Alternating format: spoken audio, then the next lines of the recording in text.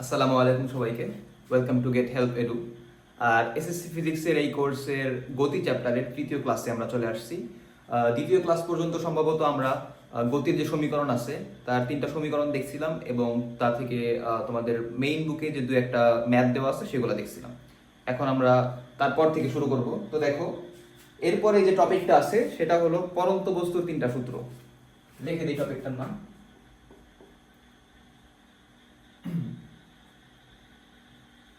পরন্ত বস্তুর সূত্র। পরন্ত বস্তুর সূত্র। তো তোমাদের মেইন বইয়ে দেখবা যে পরন্ত বস্তুর তিনটা সূত্র আছে। তার মধ্যে প্রথম সূত্রটা আমরা পড়ি। প্রথম সূত্র,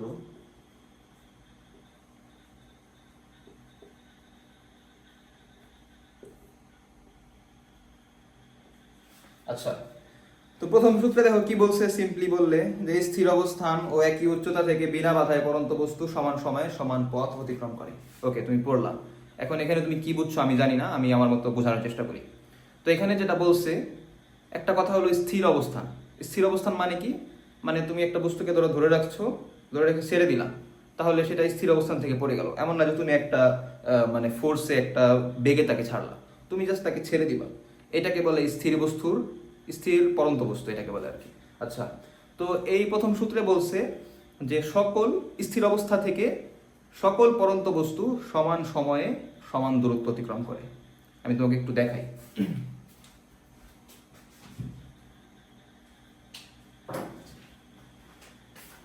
ধরো এই দুইটা অবজেক্ট আমার কাছে আছে, একটা কলম আর একটা মার্কার। ধরো এদের ভর সেম না, এটার ভর বেশি, এটার ভর কম।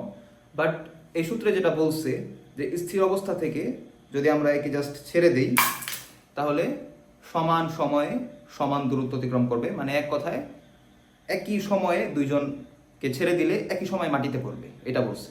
আচ্ছা, তো এখন অনেকের মাথায় কোয়েশ্চেন আসতে পারে যে ভাই, যদি আমরা এমন নেই যে একটা ভারী বস্তু নিলাম আর আরেকটা খুবই পাতলা যেমন কাগজের টুকরা নিলাম, তখন তো এই কেসটা সেম হবে না। আচ্ছা, আমরা একটু দেখি।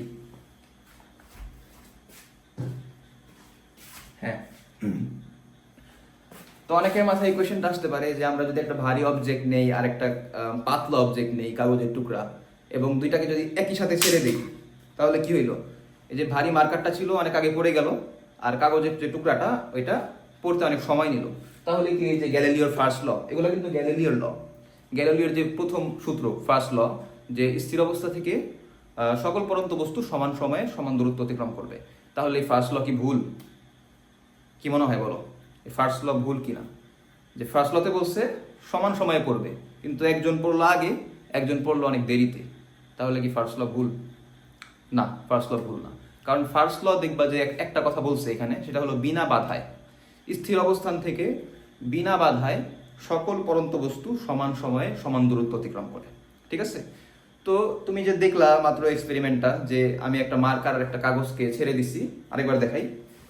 এই যে একটা মার্কার আর একটা কাগজ, ধরো দুইটাকে আমি ছেড়ে দিলাম। আমি দেখতেছি যে মার্কার অনেক আগে পড়ে গেছে, বাট কাগজ অনেক পরে পড়লো। এটা কেন হলো? কারণ এই রুমে যে এনভায়রনমেন্টটা সেটা বিনা বাধা না, এই রুমে বাতাস আছে। বাতাস থাকার কারণে হয়েছে কি, যে মার্কারকে ওই বাধাটা রেসিস্ট করতে পারে নাই। বাট কাগজের টুকরা হালকা হয়, বাতাস তাকে রেসিস্ট করছে, তাকে বাধা দিয়ে অনেক দেরিতে মানে সে পড়ছে। বাট যদি এমন হয়, এমন একটা এনভায়রনমেন্ট যেখানে কোনো বাধা নাই, কোনো বাতাসের বাধা নাই, এরুমে কিন্তু বাতাস আছে, ঠিক আছে, এই বাতাসটাই হলো তোমার এই কাগজকে তাড়াতাড়ি পড়তে দেয়নি, দেরি করছে। বাট যদি এমন একটা এনভায়রনমেন্ট হয় যেখানে কোনো বাধা নাই, সেখানে তুমি যদি একটা 1 গ্রামের বস্তু এক হাতে নাও, আরেক হাতে যদি একটা 10 কেজির বস্তু হাতে নাও, দুইটাকেই যদি ছেড়ে দাও, তাহলে দেখবা যে দুইজনই সমান সময়ে মাটিতে পড়বে। এই এক্সপেরিমেন্টটা ইউটিউবে আছে, তুমি সার্চ দিবা ইউটিউবে যে গ্যালিলিও ফার্স্ট ল এক্সপেরিমেন্ট, দেখবা যে একটা মানে ভিডিওতে একটা লোহার বল বা ভারী একটা বল আর আরেকটা একটা ফেদার, মুরগির একটা মানে ফেদার না কি যেন একটা আছে, দুইটাকেই একই সাথে ছেড়ে দিছে। প্রথমে বাতাস ছিল ওই রুমে, ছেড়ে দিছে, যে ভারী বল আগে পড়ছে বাট ফেদার পরে পড়ছে। বাট পরে রুমের সব বাতাস বের করে দিয়ে ভারী বলটাকে আর ওই ফেদারটাকে একই সাথে ছাড়ছে, দুইজনই সমান সময় মাটিতে পড়ছে। এক্সপেরিমেন্টটা তোমরা দেখবা। তাহলে ফার্স্ট ল তো তুমি আশা করি বুঝতে পারছো। এখানে তিনটা কথা, মানে 3-4টা পয়েন্ট এখানে। স্থির অবস্থা বিনা বাধায় সকল পরন্ত বস্তু সমান সময়ে সমান দূরত্ব অতিক্রম করে। শেষ। ওকে, ফার্স্ট ল ডান। আশা করি দেখা যেতেছে ভালো মতো। তো ফার্স্ট লতে আমরা হাতে লিখবো না, আমি যেহেতু বলে দিছি আর বইয়ে লেখা আছে, এখানে লেখার কিছু নাই, ঠিক আছে, আমি লিখবো না কিছু। এখন চলে যাবো দ্বিতীয় সূত্রে। দ্বিতীয় সূত্রে দেখো কি বলছে। দ্বিতীয় সূত্র,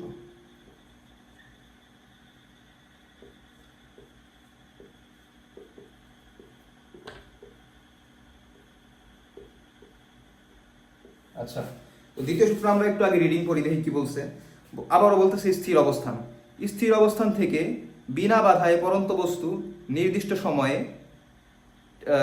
সময়ে টি প্রাপ্ত বেগ ভি ওই সময়ের সমানুপাতিক। আচ্ছা, তুমি হয়তো বা আমার পড়ার দ্বারা কিছু বুঝো নাই, আমি তোমাকে বুঝাই দেই ভালো করে যে কি বলছে। আচ্ছা, এখানে যেটা বলছে যে স্থির অবস্থান থেকে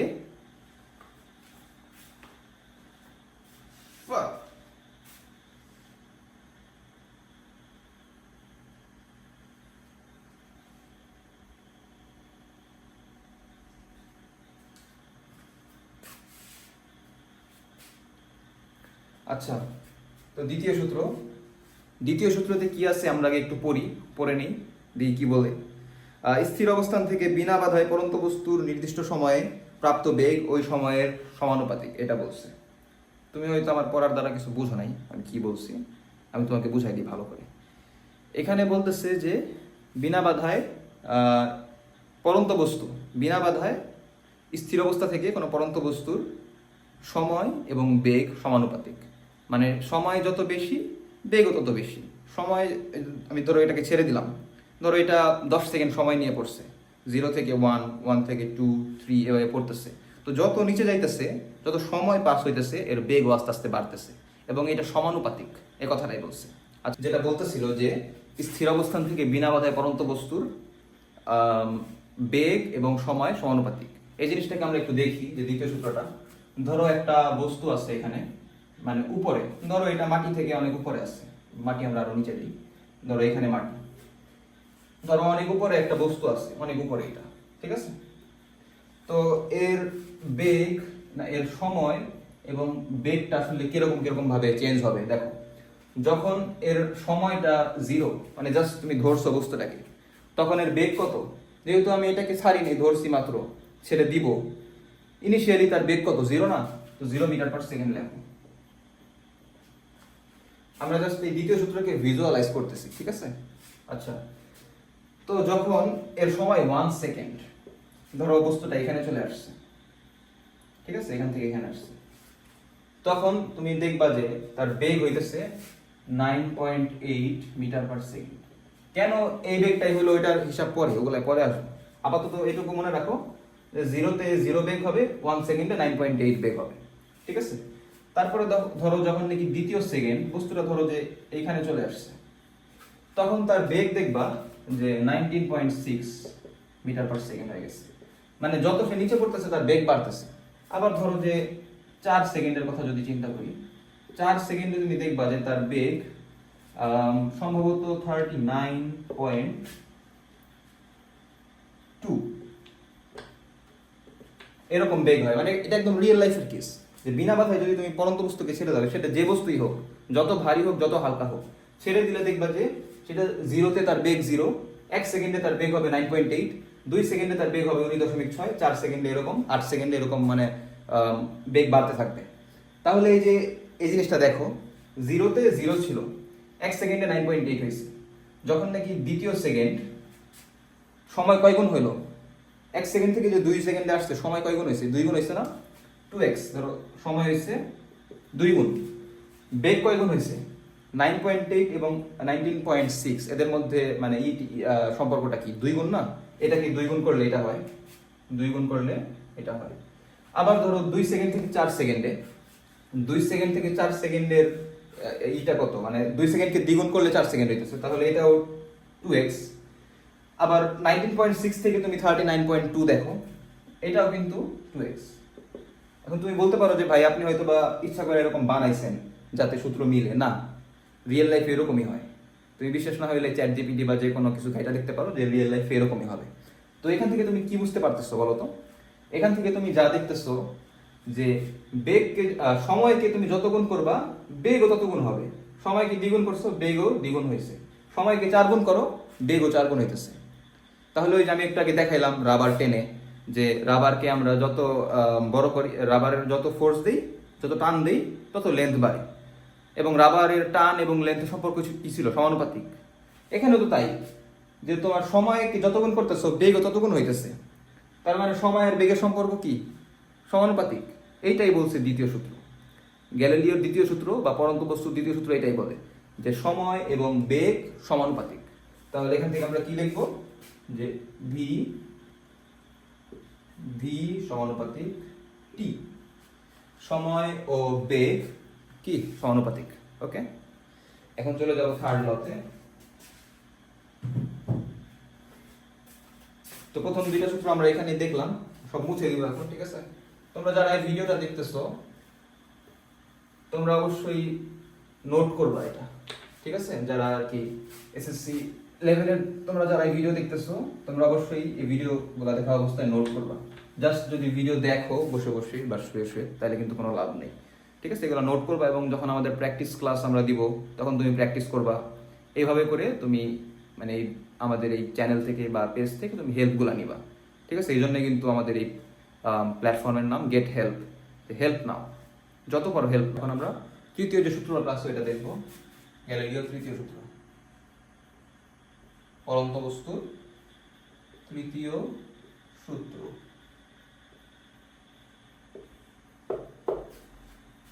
তৃতীয় সূত্রতে কি আছে আগে একটু পড়ে নেই, দেখো কি বলছে।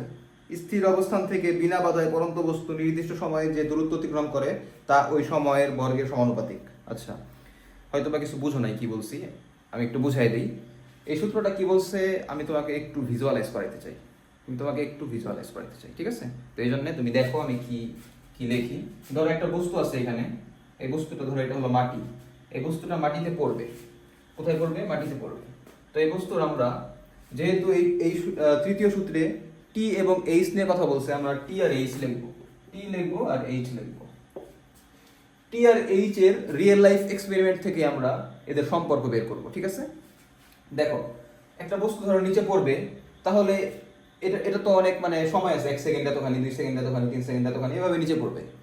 তো আমরা এই পাশে সময় লিখে যাব, টি এর জায়গা দিয়ে সময় লিখে যাব। আর এইচ লিখি, একটা বস্তু ধরো পড়তেছে, তো কতটুকু দূরত্বে সে আসলো, 10 মিটার, 20 মিটার, 30 মিটার, মানে সময়ের সাপেক্ষে দূরত্বটা কতখানি হইতেছে সেটা আমরা এইচ এর জায়গায় লিখবো।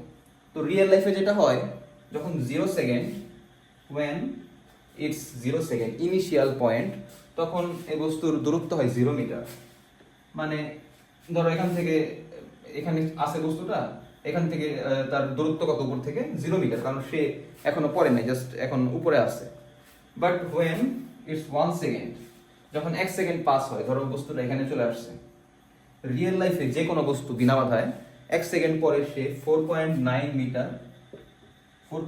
মিটার দূরত্ব অতিক্রম করে। রিয়েল লাইফে এটা আমি বলতেছি না যে আমি বানায় লিখতেছি, রিয়েল লাইফে। ধরো দ্বিতীয় সেকেন্ডে বস্তুটা ধরো এখানে চলে আসছে, ঠিক আছে? দ্বিতীয় সেকেন্ডে যেটা হয়, দ্বিতীয় সেকেন্ডে হলো 19.6 মিটার, ঠিক আছে? 19.6 মিটার, হ্যাঁ। দ্বিতীয় সেকেন্ডে বস্তুটা 19.6 মিটার পর্যন্ত যাবে। তারপরে তৃতীয় সেকেন্ডে কতটুকু যাবে? তৃতীয় সেকেন্ডে বস্তুটা ধরো এখানে চলে আসছে। রিয়েল লাইফে তৃতীয় সেকেন্ডে যে কোনো বস্তু 44.1 মিটার দূরত্ব অতিক্রম করে।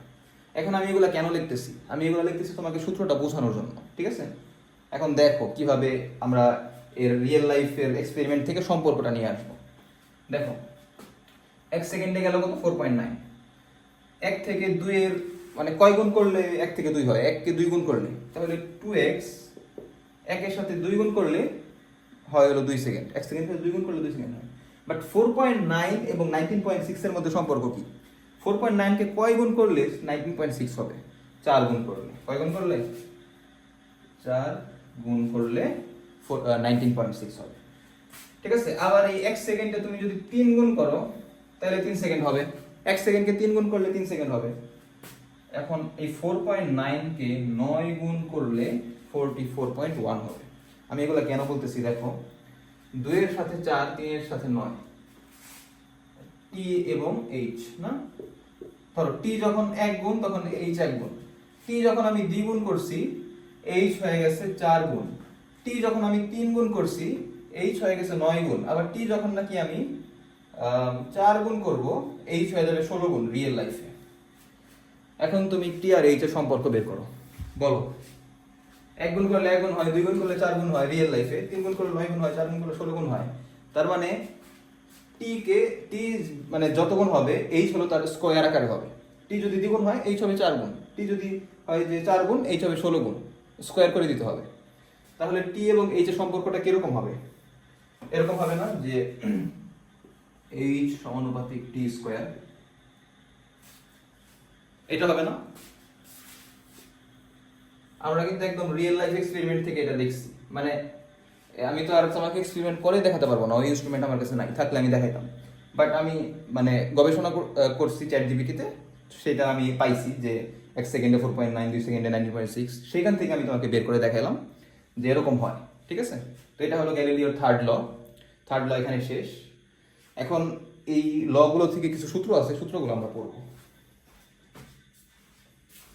আশা করি বুঝতে পারছো তোমরা। তারপরেও যদি কোনো কিছু না বুঝো কমেন্টে বইলো যে কি বুঝো নাই।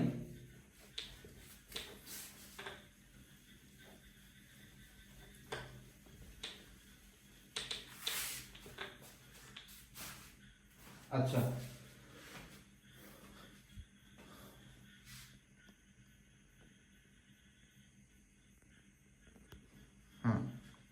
ওকে, এখন আমরা পরন্ত বস্তুর কিছু সূত্র আছে, সূত্রগুলো দেখব।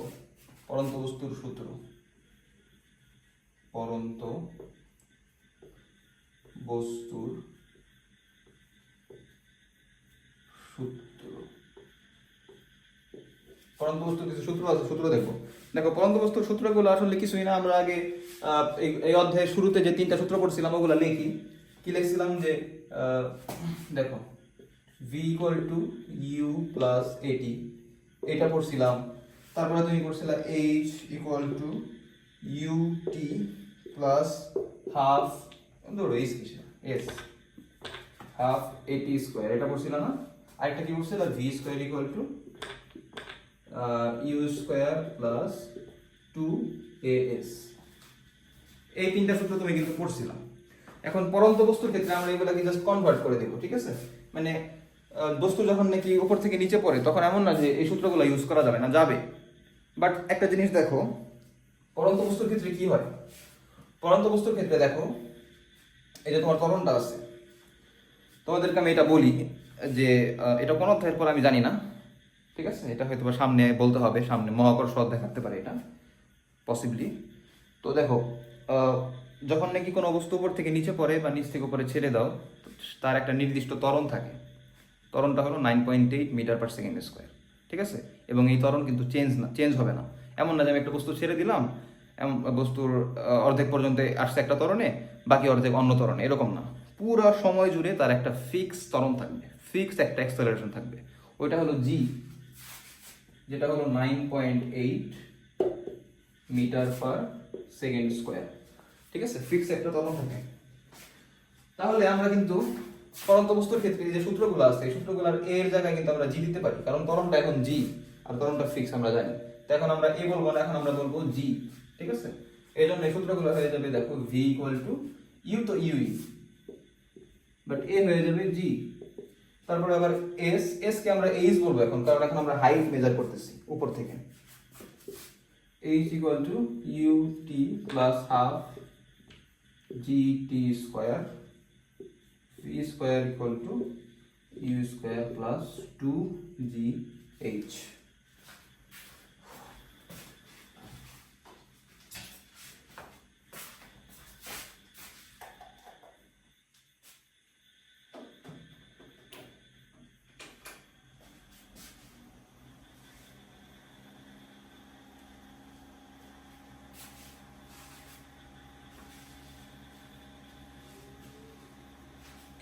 আচ্ছা দেখো, তো এই সূত্রগুলো তুমি কখন ইউজ করবা, এই সূত্রগুলো তুমি কখন ইউজ করবা বলো?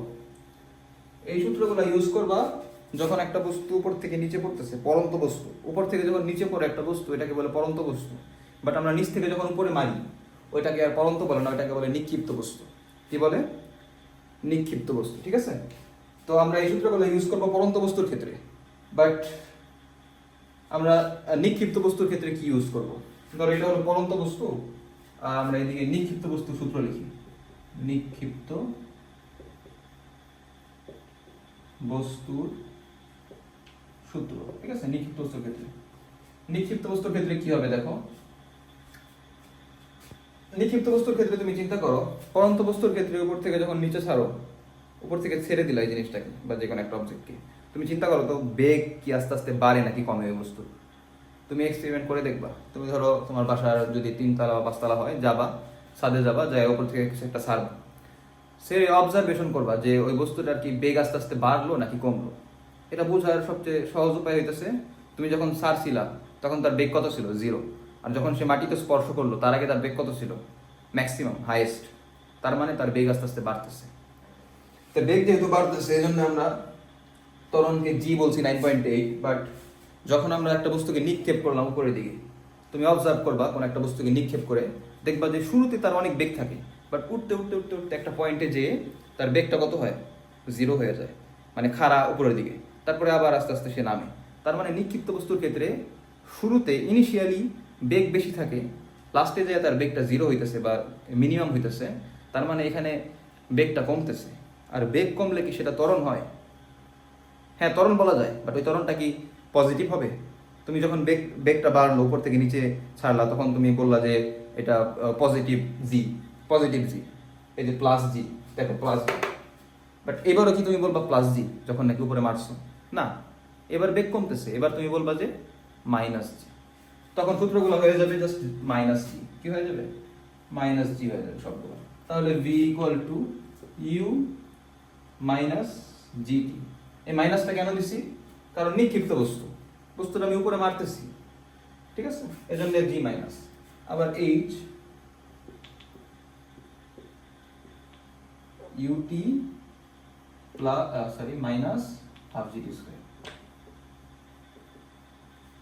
তারপরে আবার V square equal to U square minus 2gh, এরকম না?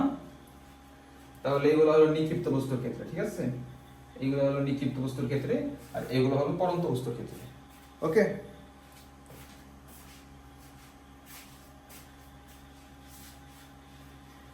তাহলে আমাদের নিক্ষিপ্ত বস্তু আর পড়ন্ত বস্তুর সূত্রগুলো শেষ। এখন আমরা একটা অঙ্ক আছে তোমাদের বইয়ে, এই অঙ্কটা করব। তারপরে আমাদের কিছু গ্রাফ আছে, গ্রাফও দেখাই দিব। এই চ্যাপ্টার তারপরে শেষ। এরপরে আমরা প্র্যাকটিস ক্লাস শুরু করব, কনসেপ্ট ক্লাস এই ভিডিওতেই শেষ করে দেবো ইনশাল্লাহ, বা মানে এই 2-1টা ভিডিওর মধ্যে শেষ হয়ে যাবে। ঠিক আছে,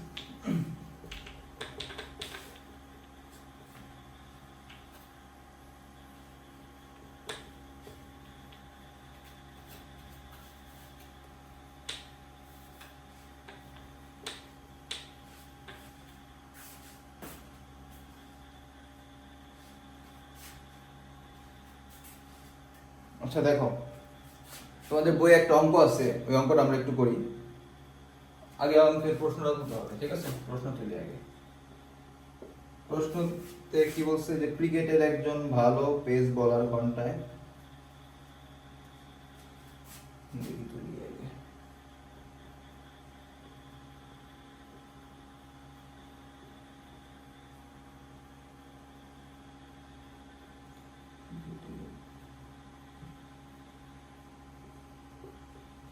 একজন ভালো পেস বোলার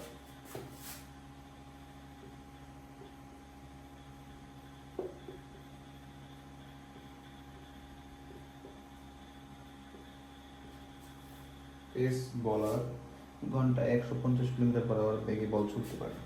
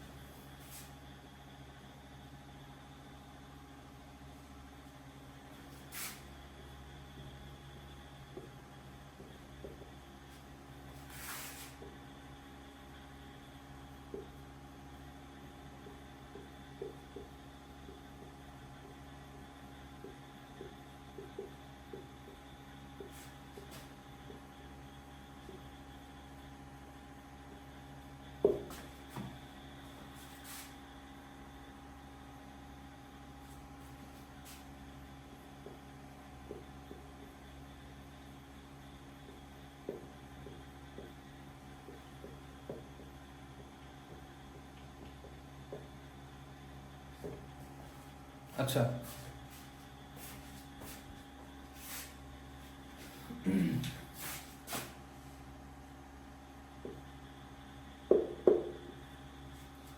আমাদের কোয়েশ্চেন লেখা শেষ। দেখো কোয়েশ্চেনে কি বলছে, আমরা কোয়েশ্চেনটা একটু আগে পড়ে নিই। কোয়েশ্চেনে কি বলতেছে যে ক্রিকেটের একজন ভালো পেস বলার ঘন্টায় 150 কিলোমিটার/আওয়ার বেগে বলটি ছুটতে পারে। সে যদি খাড়া উপরের দিকে বল ছুড়ে বলটা কত উপরে উঠবে, এই কোয়েশ্চেন করছে। ঠিক আছে, মানে একজন পেস বলার, সে ভালো বল ছুড়তে পারে, সে 150 কিলোমিটার/আওয়ার বেগে উপরে বল ছুড়বে, সেই বলটা কত উপরে উঠবে। দেখো তুমি কিন্তু নির্দিষ্ট একটা বেগে যদি বল ছুড়ো, ঠিক আছে, ওই বলটা কিন্তু একটা নির্দিষ্ট উচ্চতায় উঠবে, এর উপরে যাবে না। এমন না যে আমি ধরো 20 মিটার/সেকেন্ড বেগে একবার বল মারছি, সেটা একবার গেছে 30 মিটার, আরেকবার গেছে 60 মিটার, এরকম না। প্রত্যেকবার একই দূরত্ব অতিক্রম করবে যদি আমি একদম সেম অ্যাঙ্গেলে মারি। বাট এখন বাতাসের বাধা আছে, ঠিক আছে, অনেক বিষয় টিষয় আছে, ওগুলো যদি উপেক্ষা করি তাইলে এখন বাতাসের বাধা ধরো এক জায়গায় অনেক বেশি, আবার এক জায়গায় অনেক কম, এমন দুইটা জায়গায় তো একই উচ্চতায় উঠবে না। বাট আমরা ফিজিক্সের ক্ষেত্রে সবকিছু থিওরিটিক্যাল চিন্তা করি, মানে সব উপেক্ষা করে নিই এগুলো, তো এগুলো নাই এমন চিন্তা করি। তো সেই কেসে খারাপ উপরের দিকে মারলে নির্দিষ্ট একটা বেগে নির্দিষ্ট উচ্চতায় যাবে। আচ্ছা, তো এখন এটা আমরা একটু চিত্র আঁকায় ফেলি যাতে সুবিধা হয় তোমাদের বুঝতে। ধরো এটা হলো একটা মানুষ, ঠিক আছে, এই মানুষটা কি করতেছে, একটা বল খাড়া উপরের দিকে মারতেছে, খাড়া উপরের দিকে মারতেছে। তো তার কত বেগে মারছে, 150 কিলোমিটার/আওয়ার, 150 কিলোমিটার/আওয়ার, 150। একটা মানুষ, মানে যে পেস বলারটা কি করতেছে, 150 কিলোমিটার/আওয়ার বেগে উপরের দিকে বল ছুটতেছে। এখন এই বলটা কতটুকু উচ্চতায় যাবে, এই হাইটটা কত, এই হাইটটা কত, সেটা আমাদেরকে বের করতে হবে। ঠিক আছে, আচ্ছা আমি বলছিলাম যে ফিজিক্সের ক্ষেত্রে তোমাদের যে কোনো ম্যাথ করতে দিলে তোমরা কি করবা, প্রথমে একটা কাজ করবা যে কি চাইছে আর কি দেওয়া আছে, কি চাইছে আর কি দেওয়া আছে সেইগুলার সিম্বল লিখবা। দেখো এখানে তোমার ইনিশিয়ালি সে 150 কিলোমিটার/আওয়ার বেগে বলটা ছুঁড়ে মারছে, তার মানে তোমার আদিবেগ দেওয়া আছে, আদিবেগকে বলে ইউ, কি বলে, ইউ বলে। একটা কথা এখানে বলুক বা না বলুক আমরা সেটা জানি যে খাড়া উপরের দিকে একটা বস্তু মারলে সেটা একটা সময় যে তার বেগ 0 হয়ে যাবে, তারপরে আবার সে আস্তে আস্তে নিচে নামবে, তার বেগ বাড়বে, তার মানে শেষ বেগটা 0। এটা বলে নাই কিন্তু এটা বুঝতে হবে, এটা হলো বুদ্ধি। ঠিক আছে, শেষ বেগ 0, তার মানে শেষ বেগটাও আমরা জানি। তারপরে দেখো কোনো বস্তুকে উপরে মারলে বা নিচে মারলে তার নির্দিষ্ট একটা ত্বরণ আছে জি 9.8। এখন যদি উপর থেকে নিচে পড়ে তাহলে +g, আর উপরে মারলে -g। তার মানে জি এটা বলে নাই, বাট এটা আমরা কি বুঝি যে জি আসলে এখানে আছে, তাহলে জিও আছে, ইউ এর ভ্যালু আছে, ভি এর ভ্যালু আছে, জি এর ভ্যালু আছে। কেমনে, ইউ এর ভ্যালু দেওয়া আছে, ভি এর ভ্যালু আমরা জানি 0 হবে, জি এর ভ্যালু 9.8। আচ্ছা, কিন্তু জিটা এখানে প্লাস হবে নাকি মাইনাস বলো তো? একটু আগে বললাম যে উপর থেকে নিচে পড়লে জি প্লাস, নিচ থেকে উপরে বল ছুড়ে মারলে জি মাইনাস, এটা কিন্তু বলে দিছি, তার মানে জি হবে এখানে মাইনাস। ওকে, আরেকটা জিনিস কি চাইছে, এইচ চাইছে, এইচ, এই চারটা জিনিস এখানে আছে, আর কিছু নাই, আর কিছু এখানে নেই। এখন ইউ ভি জি এইচ দিয়ে কোন সূত্র মনে পড়ে? আমার মনে পড়তেছে V square equal to U square minus 2gh, V square equal to U square minus 2gh।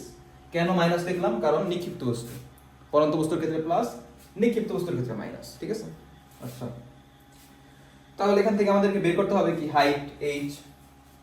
তাহলে বের করি যে ভি স্কোয়ার মাইনাস ইউ স্কোয়ারকে এই পাশে নিয়ে আসো, ইকুয়াল টু মাইনাস 2gh।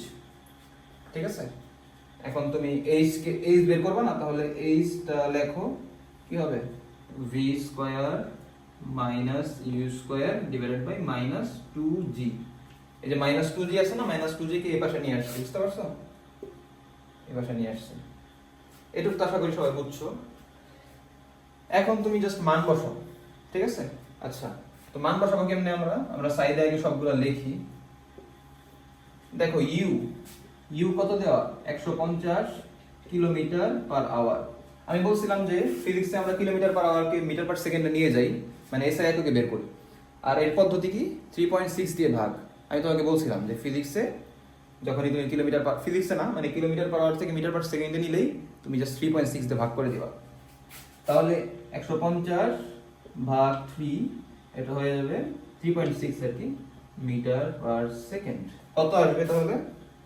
সম্ভবত 41.67 আসবে, 41.67 মিটার পার সেকেন্ড আসবে। তাহলে ইউ এত, ভি কত? ভি আগে বলছি যে ভি জিরো, আগে বলে দিছি না যে ভি জিরো। ভি কেন জিরো? খাড়া উপরের দিকে কোনো বস্তু মারলে তার বেগ এক সময় যায় জিরো, মানে শেষ বেগটা জিরো, সর্বোচ্চ উচ্চতায় যায় তার বেগ জিরো হয় আর কি। আচ্ছা, আর কি জি? জি তো 9.8। একক কি? জি এর একক কি বলো? মিটার পার সেকেন্ড স্কয়ার, কারণ জি একটা ত্বরণ। G is nothing but acceleration, an acceleration, sorry. আর এইচ কি? এইচ হলো বের করতে হবে, এই জন্য এইচ আমরা বের করবো। ঠিক আছে, এখন মান বসাও যে 0 স্কয়ার মাইনাস কত 41.67 এর square divided by minus 2 into 9.8। এই হিসাবটা করো, এই হিসাবটা করো ক্যালকুলেটরে, দেখো কত আসে। দেখবা যে 88.59 মিটার আসতেছে, 88.59 মিটার আসতেছে। তার মানে একটা বস্তুকে যদি 150 কিলোতে তুমি ছেড়ে দাও, মানে উপরে থ্রো করো, ঠিক আছে, মানে শোয়েব আক্তার যে 150 কিলো বেগে বল করতো না, সে যদি বলটা এভাবে না করে যদি উপরের দিকে মারে, তাহলে উচ্চতাটা হবে 88.59, যদি বাতাসের বাধা না থাকে। ঠিক আছে, তাহলে হাইটটা কত? 88.59 মিটার, যেটা আমরা কি বের করছি ফিজিক্সের মাধ্যমে। ওকে, তাহলে এই চ্যাপ্টারের 90% কাজ শেষ। এখন 3টা গ্রাফ আছে তোমাদের বইয়ে লাস্টের দিকে, আমি 3টা গ্রাফ দেখাই দিব, তারপরে এই চ্যাপ্টার শেষ। শেষ মানে কি টোটালি শেষ না, এ পর্যন্ত কনসেপ্ট শেষ, বাট আসল খেলা শুরু কিন্তু প্র্যাকটিস ক্লাসে। প্র্যাকটিস ক্লাসে যে আমরা দেখব যে কিভাবে আমরা এগুলো অ্যাপ্লাই করি, এবং আমি ট্রাই করব যে যত সিকিউ এমসিকিউ পড়াই সবগুলো এরকম চিত্র এঁকে ভিজুয়ালাইজ করাইতে। চিত্র আঁকাইলে কি হয় বলো তো? চিত্র আঁকাইলে তুমি ভালো বুঝতে পারো এবং কোয়েশ্চেন ভালো ধরতে পারবা। আমার সব স্টুডেন্টকে আমি এরকম চিত্র আঁকায় বোঝানোর ট্রাই করি, এই জন্য আর কি ওদের বুঝতে সুবিধা হয়। ঠিক আছে,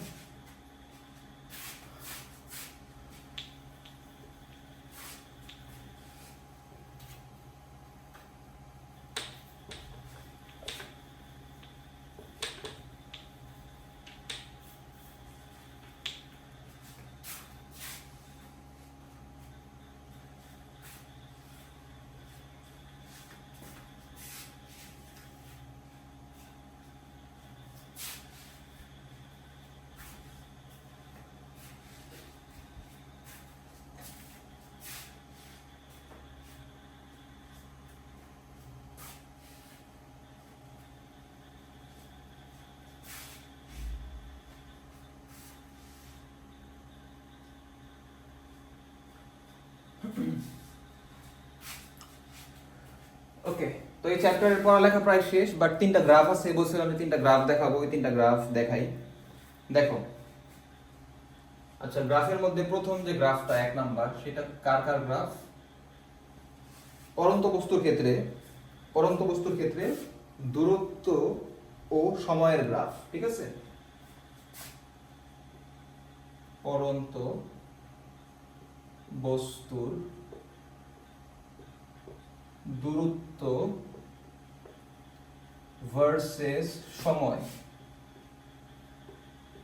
দূরত্ব ও সময়ের গ্রাফ পরন্ত বস্তুর ক্ষেত্রে। ঠিক আছে, আচ্ছা, দূরত্বকে আমরা জানি কি বলছিলাম? এইচ বলছিলাম না, মনে আছে কি?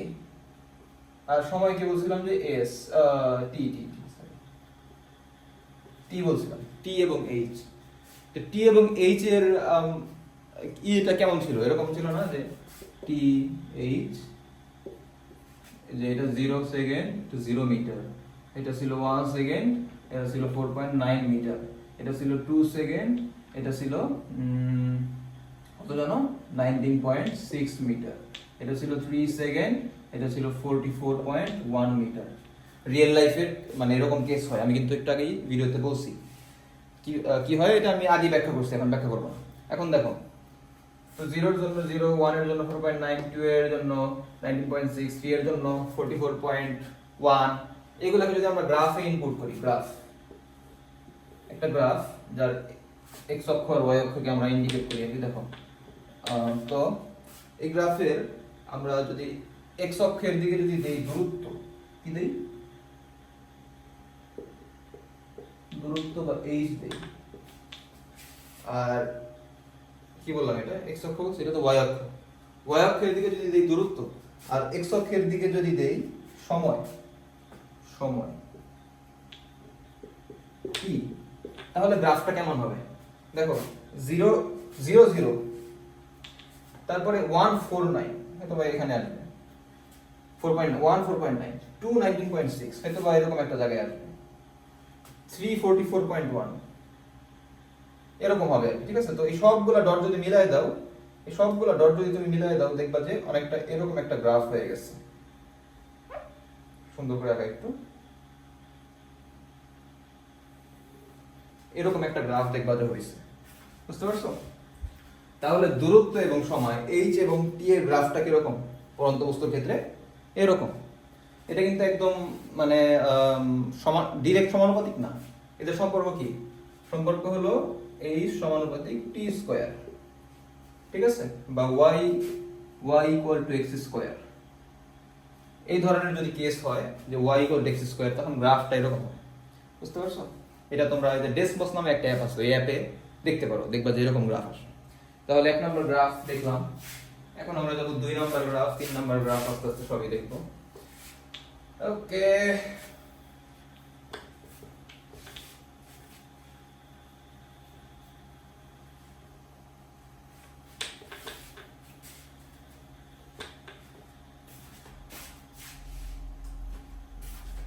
দুই নম্বর যে গ্রাফটা, পরন্ত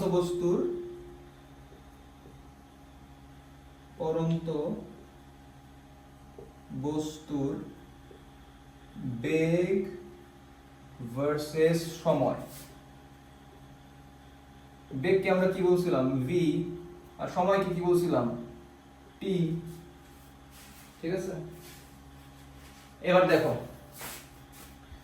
v আর t এর ওইগুলো আমরা আবার লিখি, আমি কিন্তু বলছিলাম কেমন হয়। দেখো যদি আমরা এই পাশে v লিখি, এই পাশে t লিখি, ধরো যখন t 0 সেকেন্ড, v ও 0 মিটার পার সেকেন্ড হবে পরন্ত বস্তুর ক্ষেত্রে, মানে বস্তুকে আমি এখন ছাড়ি নেই, সময় 0, v ও 0।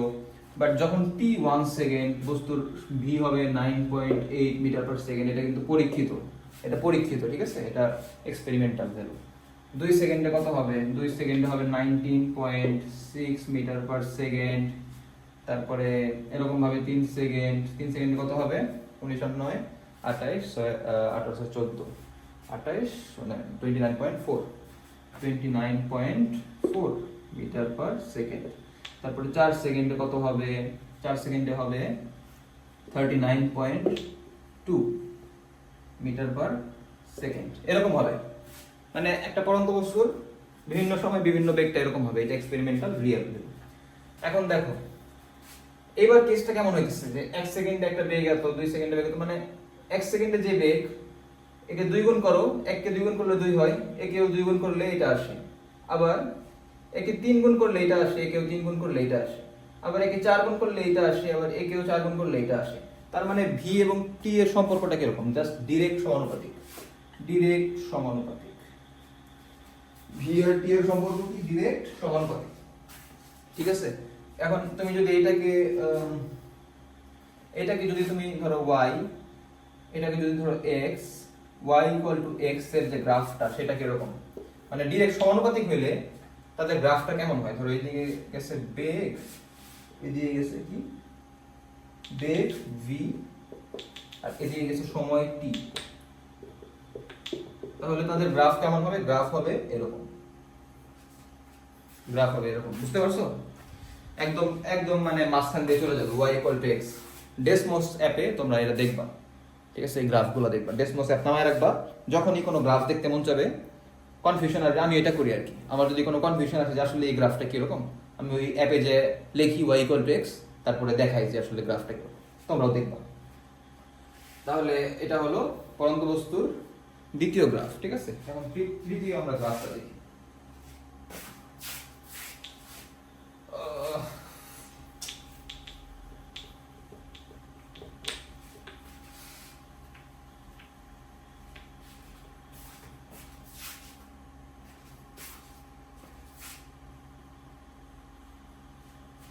পড়ন্ত বস্তুর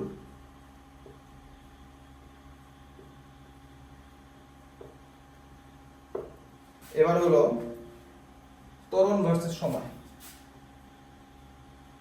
ত্বরণ ভার্সেস সময়। ত্বরণকে কি বলতাম আমরা? জি বলতাম না, আর সময়কে কি বলি? টি বলি। প্রত্যেকটা গ্রাফই সময়ের ক্ষেত্রে, সময়ের জন্য, ঠিক আছে? আবার আমরা জি আর টি এর ওই ভ্যালুগুলো দেখব। এটা মানে দেখাইনি, এটা দেখাই তোমাদের। দেখো 0 সেকেন্ডে যখন মানে একটা বস্তুকে তুমি ছাড়ো নাই, জাস্ট ধরে রাখছো 0 সেকেন্ড, এখন আমি ছাড়িনি বস্তুটাকে, কোনো সময় যায় নাই, 0 সেকেন্ড, তার ত্বরণ কত? ত্বরণ বলতে কি, তার উপরে কোন ত্বরণটা অ্যাপ্লাই হইতেছে। আচ্ছা, এটা তো তোমার মহাকর্ষ অধ্যায়ের পড়া, তুমি এই অধ্যায়ে হয়তো ভালো করে এটা বুঝবা না, ফিল করতে পারবা না, বাট মনে রাখো যে প্রত্যেক বস্তুর উপর জি ত্বরণ অ্যাপ্লাই হয়, ঠিক আছে? জি ত্বরণ অ্যাপ্লাই হইতেছে, এই ত্বরণ অ্যাপ্লাই হইতেছে বলেই সে নিচে পড়তেছে, মানে তাকে পৃথিবী কেন্দ্রের দিকে টানতেছে বলেই সে কিন্তু ছেড়ে দিলে নিচে পড়ে। এখন আমি তাকে ধরে রাখছি, মানে জির বিরুদ্ধে আমি তাকে ধরে রাখছি, বাট তার মধ্যে জিটা এখনো আছে, ধরে থাকলেও তার মধ্যে এই জিটা আছে। এই জিটা কত? 9.8।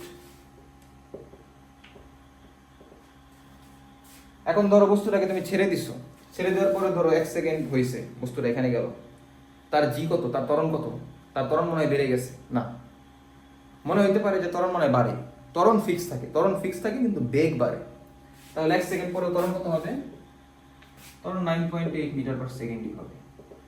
2 সেকেন্ড পরে কত হবে? ত্বরণ 9.8 থাকবে। এইভাবে যত যাও এটা 9.8 9.8 এভাবে যত দূরে যাও না কেন 9.8 আর চেঞ্জ হবে না, ঠিক আছে? 9.8 আর চেঞ্জ হবে না। তো এই ক্ষেত্রে আমরা গ্রাফ দেখি, এক্ষেত্রে গ্রাফ কেমন হবে? ধরো এইদিকে সময় টি আর এদিকে ত্বরণ জি, ত্বরণ কত? জি। এবার গ্রাফ কেমন হবে? ধরো সময় যখন 0 তখন ত্বরণ কত? 9.8, মানে ধরো এরকম একটা পয়েন্ট, ঠিক আছে? আবার সময় যখন নাকি 1 সেকেন্ড, ত্বরণ তখন কত? 9.8। সময় যখন ধরো 2 সেকেন্ড, ত্বরণ কত? 9.8। তার মানে সময় যতই বাড়ে ত্বরণ আর 9.8 থেকে চেঞ্জ হয় না। তো এবার গ্রাফটা কেমন হবে? এরকম না? এরকম গ্রাফ হবে না? ঠিক আছে, এরকম গ্রাফ হবে। তো এই ছিল তোমার এই অধ্যায়ের লাস্টে যে 3টা গ্রাফ ছিল, 3টা গ্রাফ দেখাই দিলাম। তো এই ক্লাসের মাধ্যমে এবং এই ভিডিওর মাধ্যমে আমাদের গতি অধ্যায়ের কনসেপ্ট শেষ, ঠিক আছে? 3 ক্লাসে আমরা কনসেপ্ট কভার করছি। আমি ট্রাই করছি সবকিছু ভালো মতো বোঝানোর, বাট আমি জানি না কতটুকু ভালো বুঝাইছি, ঠিক আছে? বাট আমি ট্রাই করি যেন বেস্টটা দিতে পারি। তো এখন তোমরা কি করবা, যারা এই ক্লাসগুলো দেখতেছো অবশ্যই এই চ্যানেলকে সাবস্ক্রাইব করবা আর এই পেজকে ফলো করবা। যদি আমার ভিডিও ভালো লাগে ফ্রেন্ডদের সাথে শেয়ার করবা, সাপোর্ট করবা আর কি, ঠিক আছে? যেন তোমাদেরকে আমি সাপোর্ট করতে পারি, তোমাদেরকে হেল্প করতে পারি, এবং রেসপন্স করবা। সর্বোচ্চ হেল্পটা আমার থেকে তুমি নিবা, সেটা তুমি কমেন্ট করবা বা আমাকে মেসেজ দিতে পারো, কিভাবে আমি বেটার করতে পারি, তুমি কি আশা করতেছো, যে কোনো কিছু শেয়ার করতে পারো। এবং যে কোনো সমস্যায় তুমি আমাকে নক করতে পারো, আমি ট্রাই করবো। তোমার যে কোনো মানে পড়ার সময় যদি কোনো সমস্যা হয় নক করতে পারো, আমি ট্রাই করবো আমার সময় অনুযায়ী তোমাকে হেল্প করার, ঠিক আছে? তো এই ছিল এই ভিডিওগুলো। নেক্সট ক্লাস থেকে আমরা প্র্যাকটিসে চলে যাব। প্রথমে এমসিকিউ প্র্যাকটিস করব, তারপরে সিকিউ প্র্যাকটিস করব। ততক্ষণে তোমরা ভালো থাকো, ঠিক আছে? ধন্যবাদ, বাই বাই।